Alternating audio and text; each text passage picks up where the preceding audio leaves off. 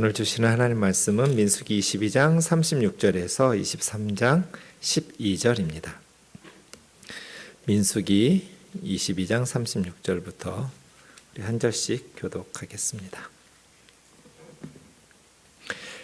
발락은 발람이 온다 함을 듣고 모압 변경 끝 아르논가에 있는 성읍까지 가서 그를 영접하고, 발락은 발람에게 이르되 내가 특별히 사람을 보내어 그대를 부르지 아니하였느냐? 그대가 어찌 내게 오지 아니하였느냐? 내가 어찌 그대를 높여 존귀하게 하지 못하겠느냐? 발람이 발락에게 이르되 내가 오기는 하였으나 무엇을 말할 능력이 있으리이까? 하나님이 내 입에 주시는 말씀 그것을 말할 뿐이니이다. 발람이 발락과 동행하여 기럇 후솥에 이르러서는 발락이 소와 양을 잡아 발람과 그와 함께한 고관들을 대접하였더라. 아침에 발락이 발락과 함께하고 그를 인도하여 발의 산당에 오르매 발람이 거기서 이스라엘 백성의 진 끝까지 보니라. 발람이 발락에게 이르되 나를 위하여 여기 제단 7을 쌓고 거기 수송아지 7마리와 순양 7마리를 준비하소서 하매, 발락이 발람의 말대로 준비한 후에 발락과 발람이 제단에 수송아지와 순양을 드리니라. 발람이 발락에게 이르되 당신의 번제물 곁에 서소서, 나는 저리로 가리이다. 여호와께서 혹시 오셔서 나를 만나시리니 그가 내게 지시하시는 것은 다 당신에게 알리리이다 하고 언덕길로 가니, 하나님이 발람에게 임하시는지라. 발람이 아뢰되 내가 7제단을 쌓고 각 제단에 수송아지와 숫양을 드렸나이다. 여호와께서 발람의 입에 말씀을 주시며 이르시되 발락에게 돌아가서 이렇게 말할지니라. 그가 발락에게로 돌아간즉 발락과 모압의 모든 고관이 번제물 곁에 함께 섰더라. 발람이 예언을 전하여 말하되 발락이 나를 아람에서 모압 왕이 동쪽 산에서 데려다가 이르기를 와서 나를 위하여 야곱을 저주하라, 와서 이스라엘을 꾸짖으라 하노다. 하나님이 저주하지 않으신 자를 내가 어찌 저주하며 여호와께서 꾸짖지 않으신 자를 내가 어찌 꾸짖으랴. 내가 바위 위에서 그들을 보며 작은 산에서 그들을 바라보니 이 백성은 홀로 살 것이라. 그를 여러 민족 중에 하나로 여기지 않으리로다. 야곱의 티끌을 누가 능히 세며 이스라엘 4분의 1을 누가 능히 셀고, 나는 의인의 죽음을 죽기 원하며 나의 종말이 그와 같기를 바라노라 하매, 발락이 발람에게 이르되 그대가 어찌 내게 이같이 행하느냐? 나의 원수를 저주하라고 그대를 데려왔거늘 그대가 오히려 축복하였도다.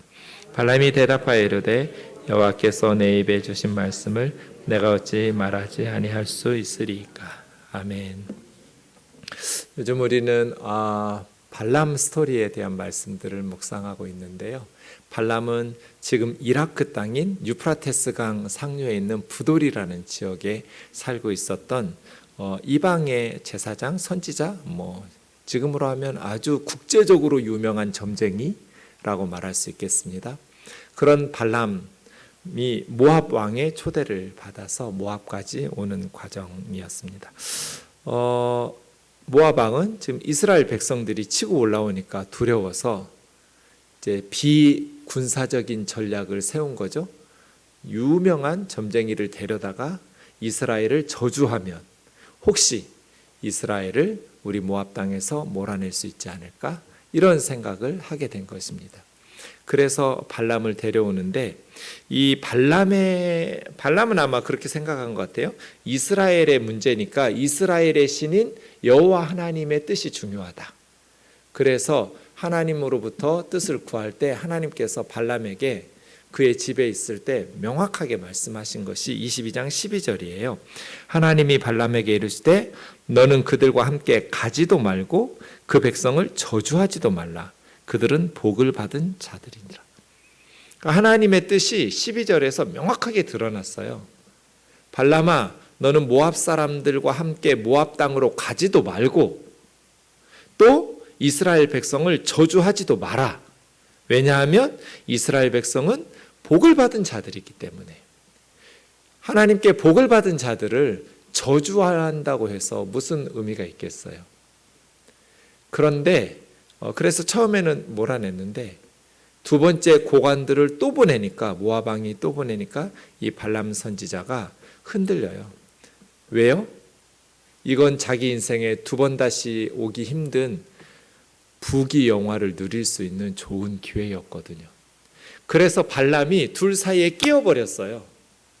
하나님께서는 명확하게 가지 마라, 그들을 저주하지 마라, 이렇게 하나님의 계시가 있었어요.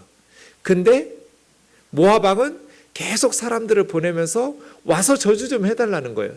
네가 원하는 건 뭐든지 다 줄 테니까, 너를 지극히 높여서 존귀하게 해줄 테니까 제발 우리 모압에 와서 이스라엘을 저주 좀 해달라는 거예요. 그 사이에서 발람이 흔들리고 갈등해요. 왜요? 탐욕 때문이죠. 모압에 가서 내가 왕에게 대충 이렇게 저주하면 엄청난 재물을 얻을 수 있는 기회라는 것을 알았기 때문에, 발람의 탐욕 때문에 발람은 흔들리는 거죠. 그래서 베드로후서 2장 15절 16절 우리 같이 좀 읽겠습니다. 시작. 그들이 바른 길을 떠나 미혹되어 보올의 아들 발람의 길을 따르는도다. 그는 불의의 싹을 사랑하다가 자기의 불법으로 말미암아 책망을 받되 말하지 못하는 나귀가 사람의 소리로 말하여 이 선지자의 미친 행동을 저지하였느니라. 베드로 사도자께 아주 그냥 시원시원하게 말씀하시죠. 가라. 여러분, 하나님께서는 하나님의 뜻을 12절에서 명확하게 말씀하셨거든요. 가지 마라. 저주하지도 마라. 이 백성 이스라엘은 복을 받은 자들이다. 그런데도 불구하고 계속 갈등하면서 발람이 가고 싶은 거예요. 모압에 가서 큰 부귀영화를 얻고 싶은 거예요. 그럼 하나님께서 어떻게 해요? 가라고 하시죠. 자유의지를 주셨기 때문에. 그래서 여러분, 우리가 나중에 하나님 앞에 가서 딴소리 하면 안 돼요. 왜냐하면 하나님은 사람에게는 스스로 인생을 선택하고 그 선택에 책임 있는 존재로 살아가도록 만드셨어요. 그거 생각하면 좀 무서운데요. 제 생각에는 사람들에게 자유의지를 주셔도 그냥 지옥에 갈 만큼은 주시지 않았으면, 하나님은 너무나 잘 아시잖아요. 천국이 어떤지 지옥이 어떤지. 우린 잘 모르지만 하나님은 너무너무 잘 아시잖아요. 그러면 사람들에게 지옥에 갈 수 있는 자유의지까지는 주시지 않을 것 같은데 하나님은 허락하세요. 나중에 하나님의 심판대 앞에 가서 뭐 몰랐다고는 둥, 하나님 나를 뜯어 말려가지고 억지로 반 죽여놔서라도 예수님 믿게 하지, 왜 하나님 안 믿고 그렇게 지옥으로 가는데도 내버려 두셨느냐고. 하나님의 가장 무서운 형벌은 내버려 두는 거예요. 그러니까 발람에게 가지 마라, 저주하지 마라, 이 백성은 복을 받은 자들이라고 명확하게 말씀하셨어요. 그런데 계속해서 발람이 가고 싶어요. 그럼 하나님은 어떻게 해요? 감기 걸린 아이가 슈퍼 앞에서 아이스크림 사달라고 엄마를 졸라요. 엄마 뭐라 하겠어요? 안 돼, 나중에 감기 나으면 사줄게. 너 지금 감기 걸려서 아이스크림 먹으면 더 아프게 될 거야. 애가 바닥에 뒹굴어요. 막 차는 왔다 갔다 하는데. 그럼 어떻게 해야 돼요? 사줘야죠.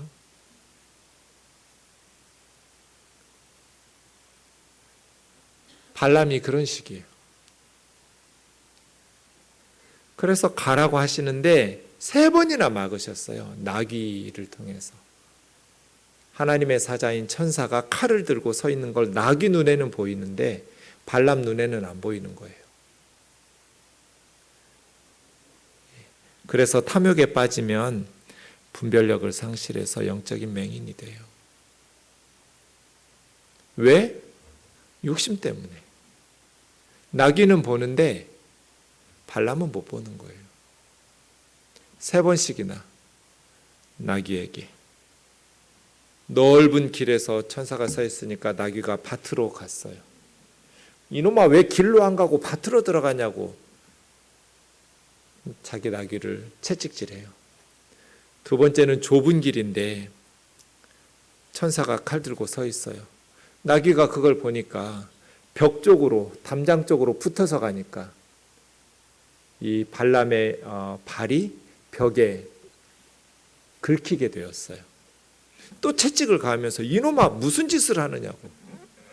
세 번째는 좌우로 움짝달싹 못하게 좁은 길에다가 놓고 칼을 들고 천사가 서 있어요. 그랬더니 나귀가 더 이상 가지 못하고 엎드려 버렸어요. 발람이 회초리를 들고 막대기로 쳤어요. 성경에 딱 2번 짐승이 말을 하죠. 사람의 말을. 창세기 3장에서 뱀이 아담 하와에게 죄짓게 만들 때 알아듣는 말을 했고, 민수기 22장에서 나귀가 발람 선지자에게 너 나 왜 때리냐고 사람의 말을 했어요. 그 베드로후서 2장 16절은 그거예요. 말하지 못하는 나귀가 사람의 소리로 말하여. 발람 선지자의 미친 행동을 저지했다고. 탐욕이 우리의 영적으로 맹인이 되도록 분별력을 상실하게 하는 것을 기억해야 돼요. 하나님의 뜻은 명확해요. 말씀에 순종하면서 살면 돼요. 그런데 그걸 알면서도 계속해서 우리가 발람처럼 욕심을 부려서 결국 발람은 비참하게 생을 마감하게 되는데요. 오늘 그 다음 이제 드디어 왔어요. 모압으로. 한 640km니까요. 메소포타미아에서 유프라테스 강에서 모압까지 서울에서 부산보다도 더 멀어요. 며칠 걸렸을 거예요. 걸어서 왔을 테니까요. 이제 모압 왕 발락이 이 발람 선지자가 온다 함을 듣고 모압 변경 끝, 그러니까 모압의 경계선 끝까지 간 거예요. 아르논가에 있는 성읍까지 가서 그를 극진히 환대하면서 잘 왔다고. 내가 특별히 사람을 보내서 2번씩이나 보냈거든요. 그대를 부르지 않았냐. 그대가 어찌 내게 오지 아니하였느냐. 내가 어찌 그대를 높여 존귀하게 하지 못하겠냐. 원하는 거 다 줄 텐데. 지금 나라가 망할 판인데 그대가 어떤 것을 요구해도 내가 다 엄청난 은금, 폐물, 보화를 주면서 그대를 높일 텐데 왜 오지 않았느냐고 말합니다. 그래서 발람이 말해요. 오기는 했는데 무엇을 말할 능력이 있겠습니까? 하나님이 내 입에 주시는 말씀만 전할 뿐입니다. 그러니까 발람의 역할에 대해서 모압 왕 발락하고 발람하고 생각이 좀 달랐어요. 모압 왕 발락은 뭐예요? 이 사람이 신적인 능력이 있으니 이 발람 선지자를 돈으로 아니면 높은 지위로 부귀영화로 매수하면 발람이 저주를 하고 발람이 저주하면 이스라엘에게 화가 미칠 거라고 생각하고, 이 발람 선지자는 자기 자신에 대해서 나는 아무것도 할 수 없이 그냥 단순히 여호와 하나님의 말씀만 전달하는 대언자일 뿐이라고. 네. 사실은 38절은 우리 설교자들이 명심해야 될 말이죠. 발람의 입에서 나왔네요. 설교자들은 하나님이 내 입에 주시는 말씀 그것을 말할 뿐이니이다. 이게 설교죠. 바른 설교. 참 선지자는 하나님께서 주시는 말씀만 전하는 것이죠. 둘이 동행하면서 기랏 후섯은 어딘지 모르겠지만 어쨌든 높은 지역인 것 같아요. 소와 양을 잡아서 대접한 후에 바알의 산당, 산꼭대기에 있는 바알의 산당에 올라가서 이스라엘 진영을 끝을 보면서 거기서 저주하게 하는 거예요. 뭐 고대인들의 생각이 그러하겠죠. 안 보이는 데서 저주하기보다는 그 저주하는 대상을 향해서 그들을 바라보면서 이제 저주하는, 그것도 바알 신의 힘을 빌어가지고 바알 산당에서 이스라엘을 보면서 저주하라고. 그리고 이제 그 다음으로 넘어가는데요. 1절 2절입니다. 23장입니다. 발람 선지자가 발락 왕에게 이스라엘도 이런 식으로 정성껏 제사를 드리진 않아요. 7개의 제단을 쌓았어요. 보통 제단 하나에서 7마리, 소 7마리, 양 7마리거든요. 이렇게 하는데 얼마나 정성을 다했냐면 7개 한 번 제단으로 제사 드린 건 제사용, 재활용하지 않았어요.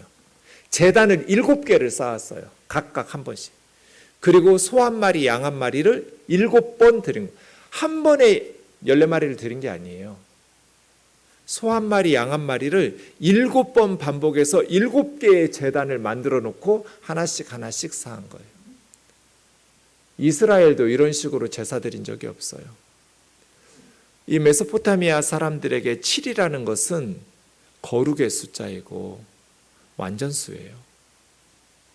그래서 자기들이 할 수 있는 가장 최선의 정성을 다해서 하나님 앞에 제사를 드린 거예요. 그걸 번제라고 말하는데요. 올라라는 말은 모든 것을 다 태워서 바치는, 자신들의 모든 것을 태워서 바치는 지극정성의 번제를 7번을 반복해서 드렸어요. 발락이 발람의 말대로 준비한 후에 발락과 발람이 제단에 숫송아지와 순양을 7번 드리니라. 이것을 3번 반복해요. 첫 번째 하나님으로부터 이렇게 지극정성 다해서 했는데 이스라엘을 저주하지는커녕 축복을 해요. 포기할 것 같은데 두 번째 또 해요. 똑같이 7번 다시 번제를 드리고 다시 하나님의 말씀을 듣는데 또 저주가 아니라 축복을 해요. 3번째 또 해요. 3번씩이나 반복해서. 발람 왜 이러고 있을까요? 왜 여기서 이러고 있냐고요? 하나님께서 명확하게 말씀하셨는데 함께 가지도 말고 그 백성은 저주하지도 마라. 어차피 하나님께서 저주하지 말라고 말씀하셨는데 이렇게 7번씩 지극정성을 다하면 저주하라고 하나님 마음이 바뀔까요? 이미 자기 집에 있을 때 하나님께서 저주하지 마라. 이 백성은 복을 받은 자들이다. 명확하게 분명하게 말씀하셨는데 왜 모압에 와서 이렇게 지극정성을 산꼭대기에서 하고 있냐고요. 두 마음을 품었기 때문이죠. 발람은 두 마음을 품은 사람의 전형적인 모습이에요. 하나님의 뜻을 따르는 것 같은데 발람의 말들 보세요. 이거 완전히 설교학 교과서라니까요. 이게 참 선지자예요. 이게 설교예요. 하나님이 내 입에 주시는 말씀만 전할 뿐이니이다. 그 설교잖아요. 그게 참 선지자잖아요. 말로는 하나님 앞에 순종하는 것처럼 하는데 두 마음을 품었어요. 탐욕이 그의 마음을 지배하고 있으니까 둘 사이에 끼어서 갈등하면서 이러지도 저러지도 못하면서 이러고 있는 거예요. 3절입니다. 발람이 발락에게 당신은 번제물 곁에 서소서 나는 저리로 가리이다. 신하들 시켜서 제사 드린 거 아닙니다. 하나님, 국가의 운명을 책임진 왕으로서 백성들의 생명을 책임진 왕으로서 내가 직접 이 제사를 주도했고 하나님 앞에 정성을 다했습니다. 라는 뜻으로 제단 옆에 서 있으라는 거예요. 그리고 나는 저리로 가서 여호와께서 혹시 오셔서 나를 만나리니 하면서 언덕길로 올라가면서 더 높은 곳으로 간 거예요. 하나님 만날 수 있다고 생각한 장소로. 4절 발람에게 임하셔서 발람이 하나님 앞에 무슨 얘기하는지 주목해 보세요. 내가 7 제단을 쌓고 각 제단에 숫송아지와 순양을 드렸습니다. 이 무슨 말이에요? 하나님께서 나타나셨어요. 발람에게 임하셨어요. 그랬더니 발람 선지자가 하나님 앞에 제가 하나님께 7 제단을 쌓고 각 제단에 송아지와 순양으로 하나님 앞에 정성껏 희생제사를 드렸습니다. 번제를 드렸습니다.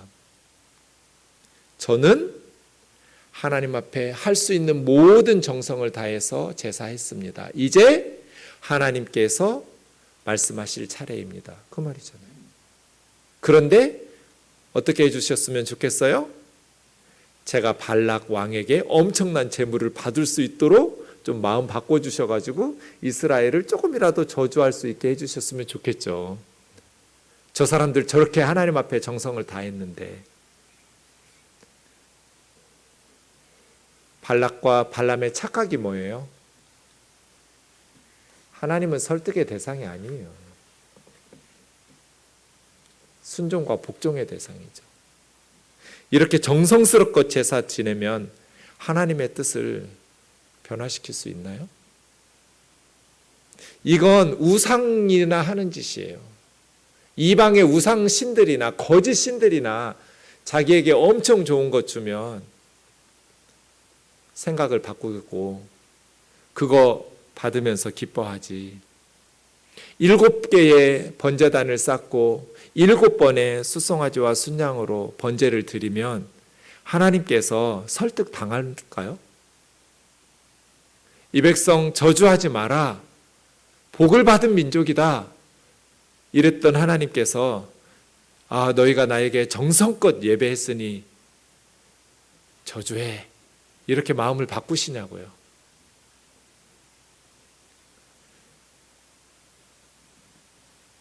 많은 그리스도인들이 발람처럼 예수 믿는 분들이 많아요.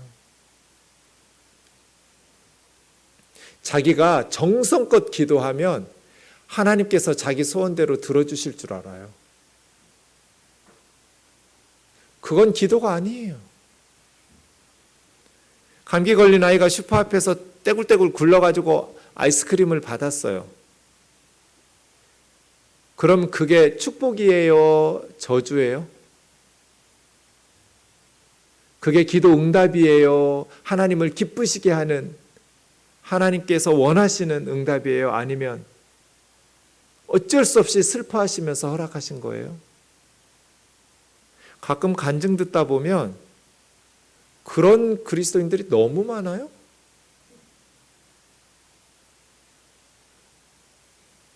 은혜롭지도 않고 별로 윤리적이지도 않고 상식적이지도 못한 것들을 막 자랑하고 떠들어요. 그래서 하나님을 불의한 하나님으로 만들어요.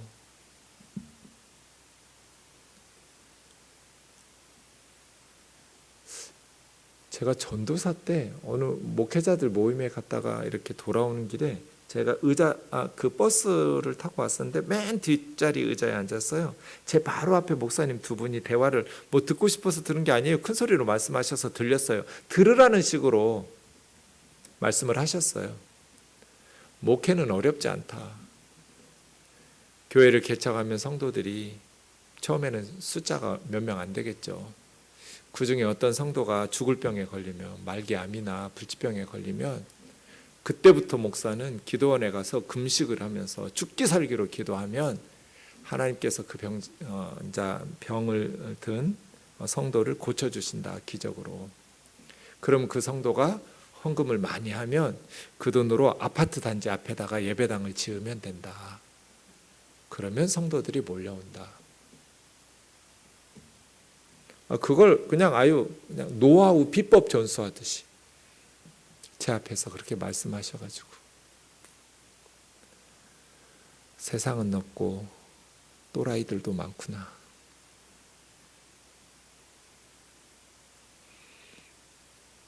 그 목사의 목회를 위해서 자기 교우가 죽을 병에 걸려야 돼요? 그리고 그 죽을 병에 걸린 성도를 위해서 목숨 걸고 목사가 기도하면 나아요? 그러면 그 성도가 또 많은 헌금을 해야 돼요, 교회에다가? 그렇게 소중한 헌금을 아파트 앞에서 예배당 짓는데 써야 돼요? 뭐가 맞는 게 하나도 없어요. 하나님이 기뻐하실 요소가 하나도 없어. 자기가 그렇게 목숨 걸고 기도하면 하나님께서 들어주시는 줄 알아요. 그건 기도가 아니에요. 기도는 하나님을 설득하는 게 아니라 나를 설득하는 거죠. 내 못된 성질을 뜯어고치고 내 탐욕을 뜯어고치고 나의 어리석음을 뜯어고쳐서 하나님이 기뻐하시는 뜻을 따르는 게 기도죠.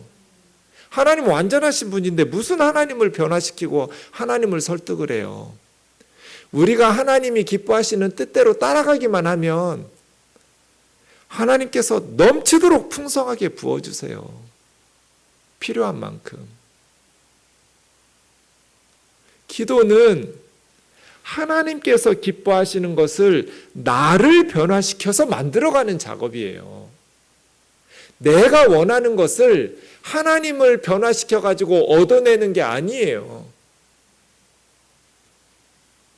자식이 뭔가 올바른 일을 하려고 하면 말하지 않아도 엄마 아빠는 자녀들에게 필요한 것들을 공급하죠. 돈 벌어서 뭐해요? 자식 주지. 애가 공부하겠다는데, 애가 좋은 일 하겠다는데, 애가 실력을 기르겠다는데 열심히 돈 버는 엄마 아빠가 그 돈으로 뭐 하겠어요? 아이 도와주죠. 꿈을 펼치라고. 그럼 아이는 뭐만 하면 돼요? 엄마 아빠가 기뻐하고 자기가 보람 있게 살 수 있는 그 길로만 가면 돼요. 이상한 데 빠져가지고 헛된 일에 시간과 돈을 낭비하고 하려고 하면서 악하게 살려고 하면서 엄마 아빠 설득해가지고 그건 어리석은 일이잖아요. 신앙생활도 똑같아요. 하나님이 기뻐하시는 것이 무엇인지, 하나님이 선하게 여기시는 것이 무엇인지 그거 따라가면 얘기하지 않아도요, 하나님은 우리에게 뭐가 필요한지 때마다 시마다 주셔요. 지금 발람 뭐 하고 있는 거예요? 하나님의 뜻은 명확했잖아요. 그러면 그 뜻에 자기 탐욕을 꺾기 위해서 기도하고 정성을 쏟아야지, 왜 하나님을 설득하려고 7제단 쌓고 7마리의 숫송아지 7마리의 순양을 갖다 바치냐고요. 그러면서 하나님께서 임재하시니까 제가 그렇게 바쳤습니다, 요 얘기를 쏟아내냔 말이에요.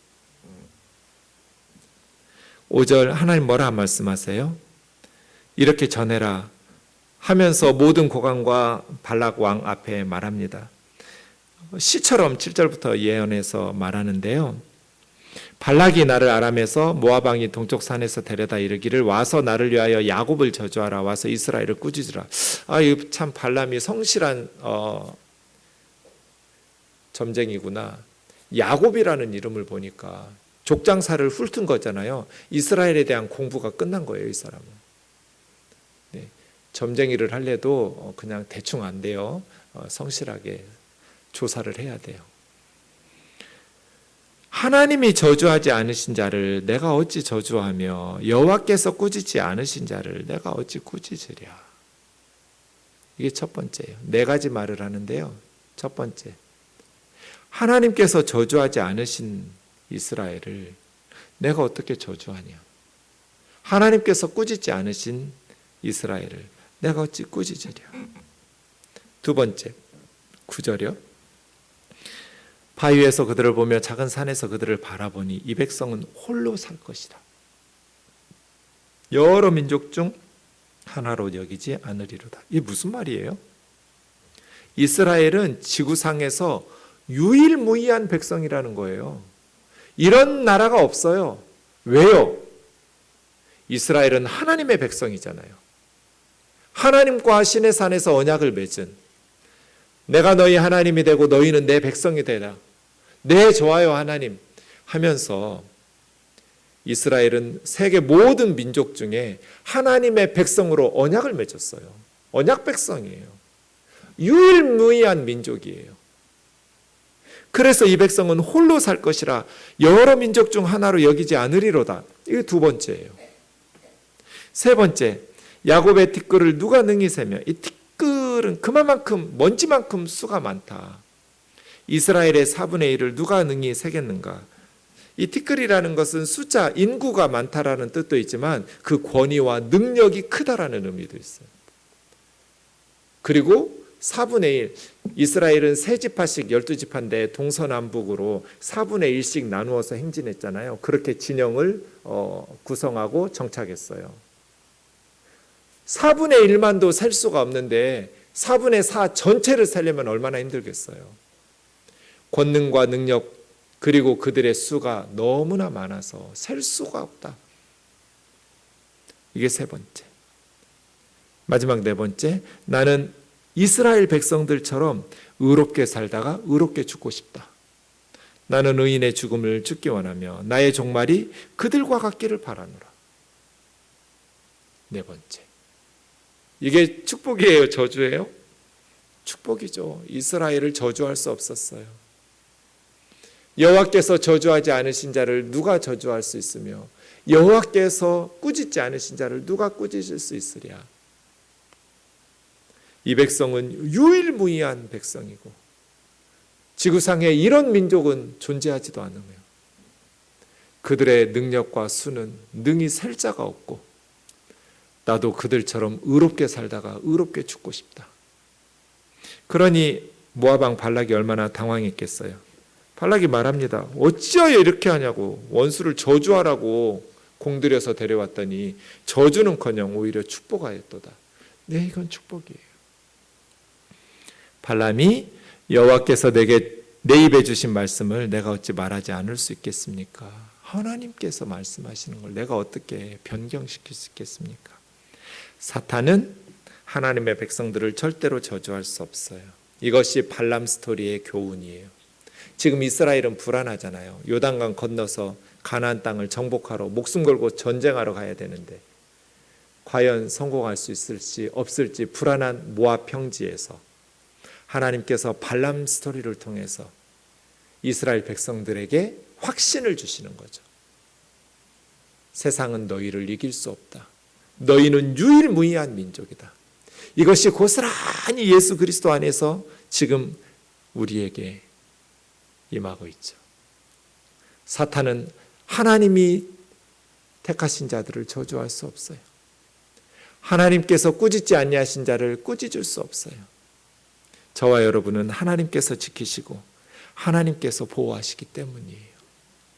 문제는 우리죠. 우리만 하나님의 말씀에 순종하면서 바르게 가면 절대로 세상과 사탄은 하나님의 백성을 넘어뜨릴 수 없어요. 하나님께서 보호하시기 때문이죠. 하나님께서 지키시기 때문이에요. 이러한 믿음과 확신을 가지고 하나님을 기쁘시게 하는 순종의 길 걸어가는 저와 여러분 되기를 주의 이름으로 축원합니다.